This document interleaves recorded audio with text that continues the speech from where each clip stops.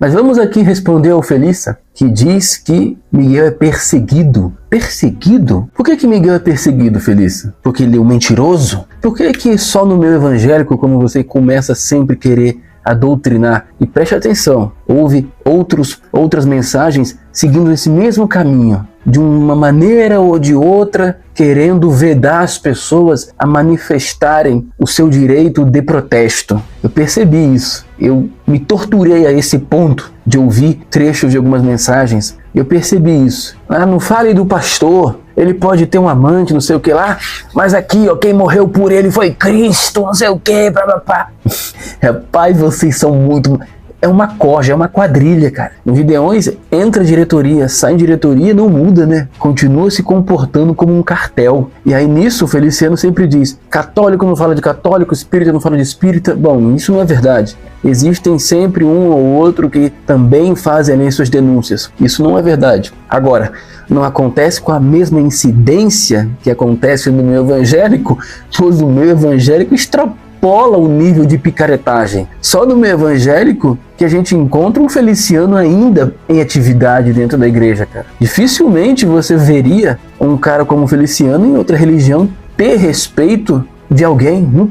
Impossível, cara. Você chegou a ir atrás desses laudos, desse exame, para poder validar esse seu testemunho?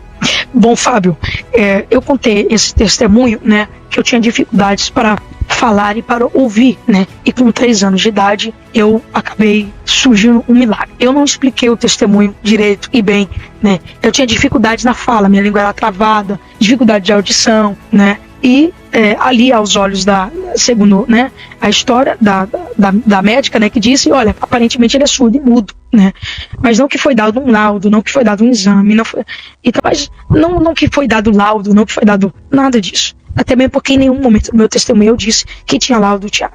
O meu filho nasceu, mas ele não está emitindo som. Alguma coisa aconteceu. Aí a médica pegou, olhou pra ela e falou assim, olha, mãezinha, isso é normal, acontece com algumas crianças e tal. Então, eu vou voltar aqui e a senhora volta aqui daqui 15 dias, eu vou fazer os exames, daqui 15 dias a senhora volta e pega o resultado. Minha mãe falou assim, tudo bem. Passou os 15 dias e minha mãe entrou pelo aquele hospital, passados os 15 dias, e ela saiu com uma notícia que nenhuma mãe queria ouvir. Ela pegou e falou assim, mãezinha, o seu filho nasceu surdo e mudo.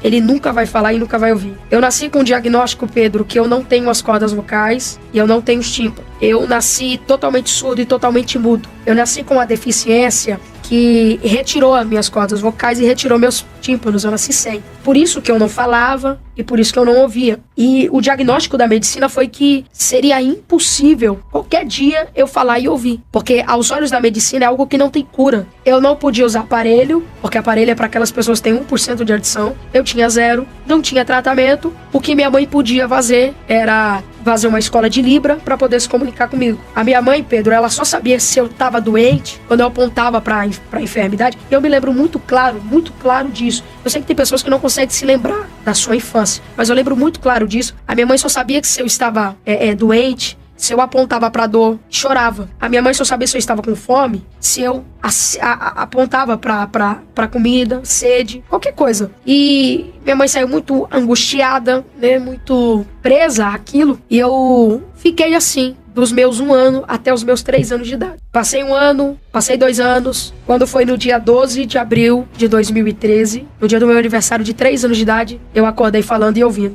Bom, vamos lá. Eu fiz questão de transcrever a resposta do Miguel para que ninguém mude nenhuma vírgula do que ele disse, hein? Afinal de contas, finalmente ele vai revelar o nome da médica que o atendeu e o diagnosticou. Preste atenção. O nome da médica vai aparecer, olha só. Abre aspas. Eu não expliquei o testemunho direito e bem, né? Eu tinha dificuldades na fala. Minha língua era travada. Dificuldades de audição, né? E ali, aos olhos da. Segundo, né? A história da médica que disse, né? Olha, aparentemente ele é surdo e mudo. Entenderam? Vocês ouviram o nome da médica? É Dadá, cara. Doutora Dadá. Eu... Poxa vida, Miguel. Por que você não falou antes?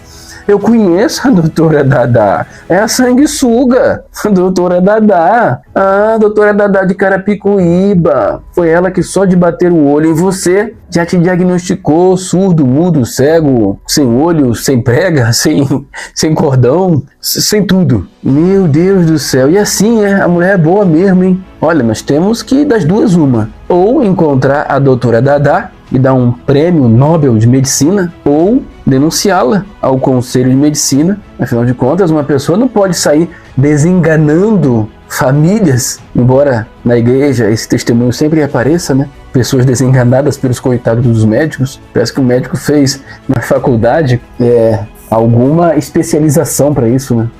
Desenganar crente. Aí nisso, ela não pode sair desenganando as pessoas assim não. Aí eu te pergunto, Felícia, você vai encontrar isso no meio católico? Você vai encontrar isso no meio espírita, cara? E quando encontra, a partir do momento que alguém denuncia, logo providências são tomadas. Só no meio evangélico que isso não acontece. Pelo contrário, o indivíduo é abraçado.